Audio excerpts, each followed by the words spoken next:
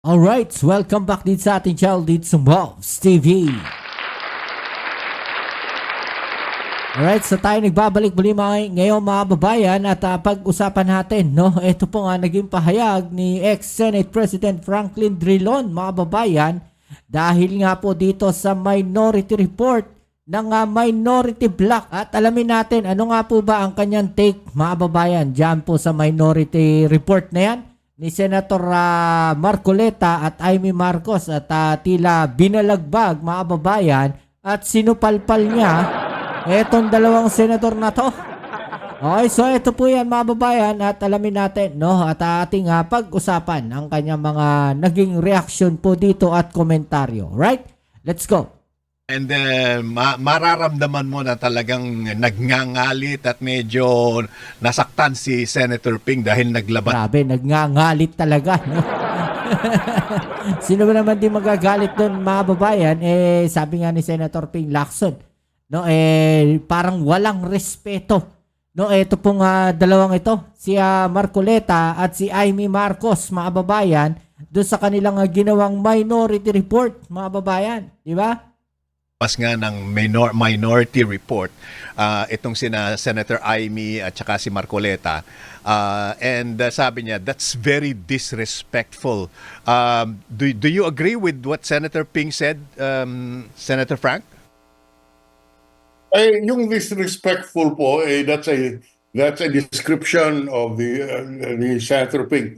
Sa akin po talagang mali ang ginawa ni Senators Marcoleta at Amy Marcos. Hindi po yan sang-ayon sa ating patakaran sa Senado. 24 na taon po ako sa Senado. Wala akong nakitang ganon. Okay, so yan, mga babayan, hindi daw po yan sang-ayon, mga babayan, no, sa patakaran ng Senado.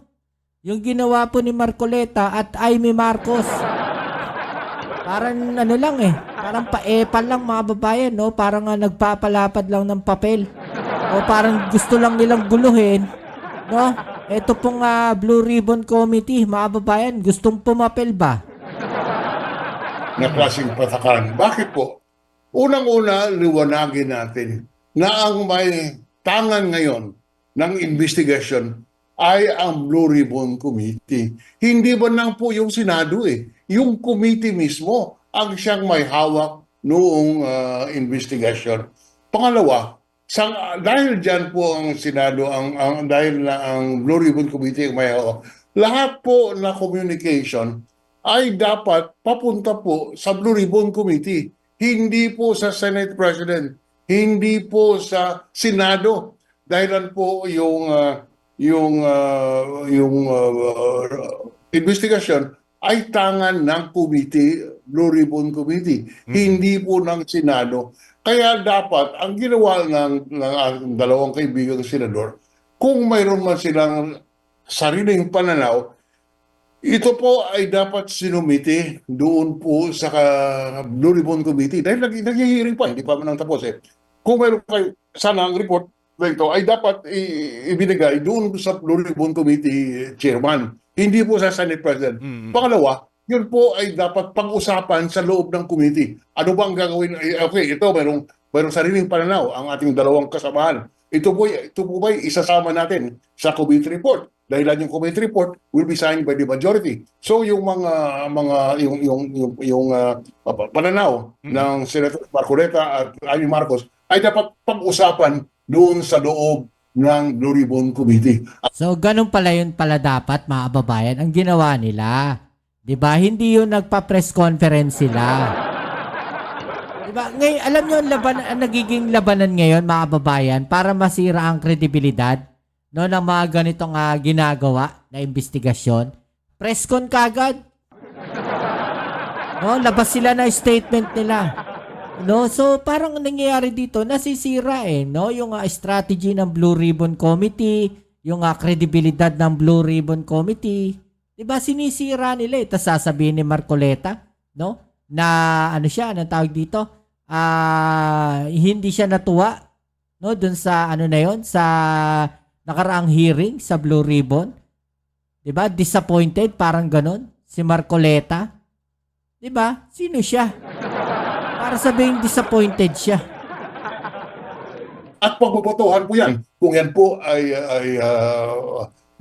sama sa majority report. Kung hindi man, pwede pong isama yan as a appendage or a dissenting opinion doon po sa majority report. At yun po ay isusumite sa plenaryo. Doon po sa plenaryo, pagdidibatihan. Pwedeng yung ang dalawang senador, si Amy Marcos at saka si Marcoleta, pwede po sila mag-propose na pag-consider at pag-adapt ng committee report ng Blue Ribbon doon po sa plenaryo ay pwede kami amyendahin at pububutohan. Ngunit mali po yung proseso na isubite mo sa Senate President at ang committee report at i-release mo sa media. May basihan na sabihin po ni Senator Lacson na medyo disrespected po sila dahil sinabit mo sa Senate President at ni-release sa media. Opo. Hindi po tama yan. Opo. Senator Frank, obviously, mukhang hindi lang naman yung the proceedings and the way the hearing is being handled ang pinagmumulan ng minority report na tinatawag nila. Ano po. And yung dalawang senador, si Amy at si Marcoleta, sabi nila, they took time to say na hindi ito partial committee report. This is just a mere report, a minority report. Therefore, it shouldn't affect kung ano man yung magiging ultimate committee report na ilalabas ni Senator Ping and the committee at large. Ano po? That being the case, okay lang po ba yun to say na hindi naman official ito eh. This is just our take on how the proceedings are going. Okay, pero even assuming na may punto yan, hindi yun dapat ang patakaran. Dapat sinumiti doon sa Blue Ribbon Committee, pag-uusapan sa Blue Ribbon Committee, magsumiti ng committee report ang buong Blue Ribbon Committee sa Senate as a plenary at doon pag-uusapan pati yung dissenting views noong dalawang nasa minority at pwede pong pagbobotohan po yan. Sabihin natin na ang committee report ay exempt or hindi sinasabi yung participation ng, let's say, Speaker Romualdez, hindi nakalagay doon kung anong participation niya. Doon po sa debate o the committee report, pwede pong i-propose ni Marcoleta at ni Marcos na dapat banggitin ang participation ni Speaker Romualdez. At yan po ay pagbobotohan. Pagbobotohan po yan doon pa sa plenaryo. Yun. Maaari po bang napigilan itong pag-release ng minority report ni Senator Amy at Marcoleta kung hindi naman po ang lahat ng minority members ang pumirma dito? Dahil 6 of 9 lamang po ito, di ba, Senator Frank? Ay hindi mo po mapipigilan ang sino bang senador na gumawa ng report. Ngunit dapat naman sundin ang patakaran at ang tradisyon sa Senado. Dahil pag hindi mo ginawa yun, magkakagulo eh. Imagine, Rica, 24 na republika yan sa loob ng Senado. Kung yung bawat republika ay may sarili report, ay di 24 na report ang sasalang sa plenaryo. You can imagine how magulo that is at hindi po maayos. Hindi mo ito papatakbo ang Senado ng tama dahil sa hindi sinusunod ang patakaran. Huwag natin kalimutan, this is a collegial body ang Senado. Kaya po, dapat may mga rules, may mga patakaran para po maintindihan ng taong bayan at mailabas ang talagang kung ano, in an orderly manner, ano ang opinion ng Senado. Ito pong report na ito, report lang ng dalawang senador, hindi po report yan ng komite. Pwede rin silang Report lang daw yan ng dalawang senador, ha? Hindi daw po yan report ng committee mismo, mga babayan.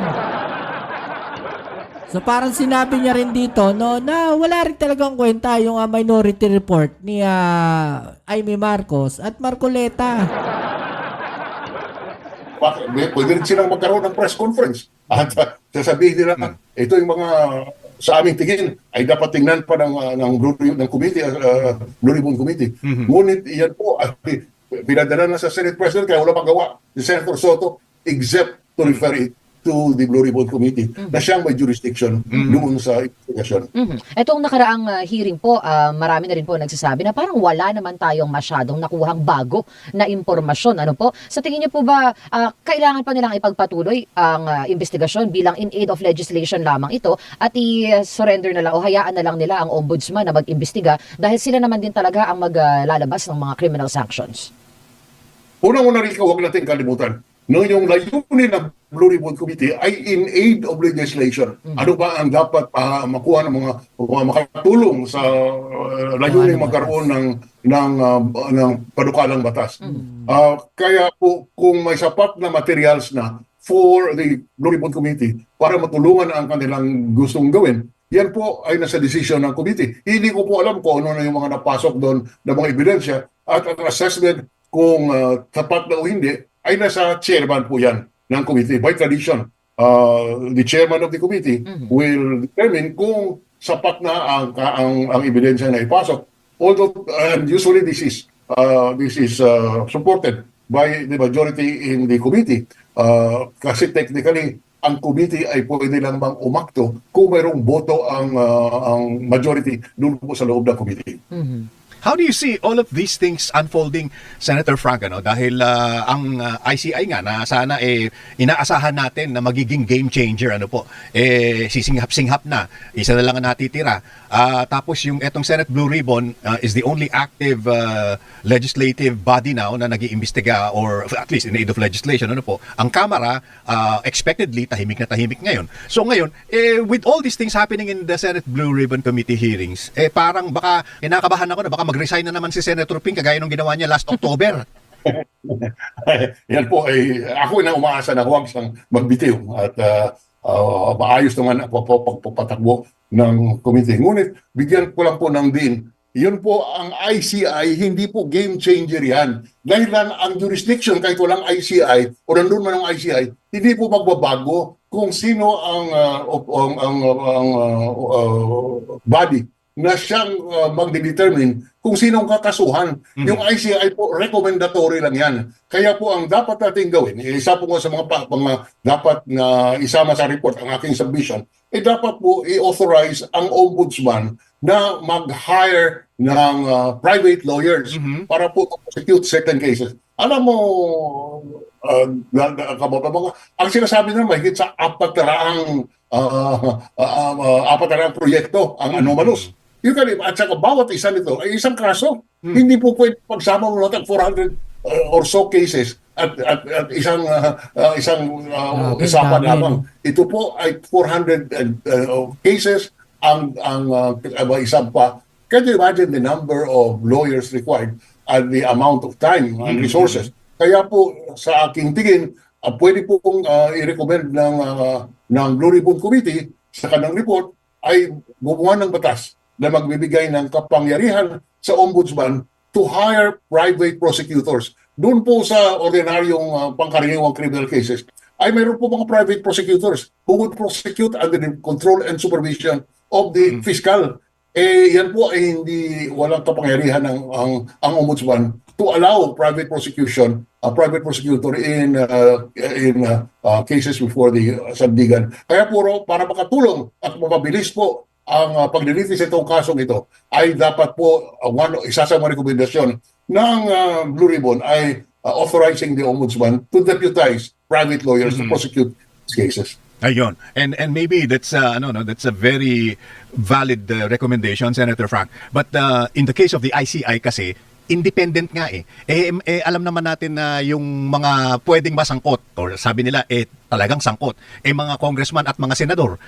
And therefore, we were looking at ICI as that independent body na hindi kailangang maging bias or Alright, so yung mga babayan, So narinig natin yung paliwanag dito ni ex-Senate President Franklin Drilon, mga babayan. At parang sinasabi din niya, base sa aking pag-aanalisa, na wala talagang kwenta.